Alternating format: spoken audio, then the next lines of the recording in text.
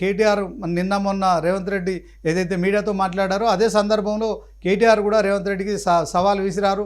So వీళ్ళందరి చేత party మారిన 10 మంది ఎమ్మెల్యేల చేత రాజీనామా చేసి మరి ఖచ్చితంగా ఎన్నికలకు పోదాం రావాలంటూ కూడా మరి ఆయన సవాల్ చేసిన నేపథ్యంలో సో వీళ్ళ విషయంలో స్పీకర్ ఇచ్చిన నిర్ణయం ఏదైతుందో వీళ్ళంతా కూడా బీఆర్ఎస్ పార్టీ ఎమ్మెల్యేలు అని చెప్పడం కావచ్చు.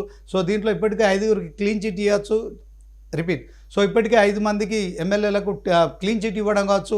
మరొక 4 విషయంలో కూడా మరి ఖచ్చితంగా అదే తీర్పు వెలువరుస్తారనే ప్రచారం జరగడం కావచ్చు. 9 మంది మాత్రం ఖచ్చితంగా మేము బీఆర్ఎస్ పార్టీలోనే ఉన్నామని చెప్పడం కావచ్చు. సో వీళ్ళు కేసీఆర్తో మరి ఎలాంటి మంతనాలు జరుపుతున్నారు, అదే క్రమంలో కేసీఆర్ ఎలాంటి నిర్ణయం తీసుకుంటాడనేది మాత్రం చాలా ఆసక్తికరంగా మారిందని చెప్పుకోవచ్చు.